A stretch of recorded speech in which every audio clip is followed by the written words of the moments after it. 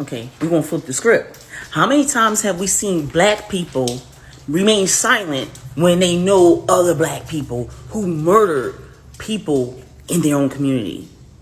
Let's focus on that. Because if you really knew the numbers on how many police killed black people, if you really wanted to know those numbers, you would have looked those numbers up. And in 2020, it was 264 blacks killed by police versus white people got killed more. Okay, let's take that number. And then we're going to take the other number. How many blacks kill each other in 2020? So when I looked those numbers up, first I looked at Chicago. Chicago in 2020, 769 homicides. They already beat police in 2020 at 264. Chicago, 769. I posted all that right here on this page. Chicago alone already doubled, almost tripled the number of how many police have killed black people in 2020. In 2020, 264 blacks were killed by police, and all of them weren't angels, versus black people killing each other. And how come black people remain silent when the homicides happen in your own community?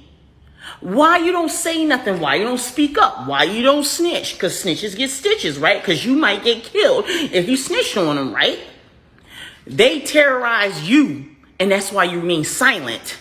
We ain't going to talk about this black officer stood by the side of white. First of all, they work together, and they are to enforce laws when you disobey the laws. How many blacks have disobeyed the law? How many black people got criminal records? We're not going to do this because you're not ready for this conversation. You're not ready for that conversation because if you knew over 8,600 blacks were killed by black males in 2020 versus 264 blacks killed by police officers. Do the math. We kill each other more than police. I'm afraid of my 17-year-old son getting killed by another black person that looked like him versus a cop. I don't fear cops killing my son. I fear you or your children or people in your neighborhood kill my son. That's what I fear.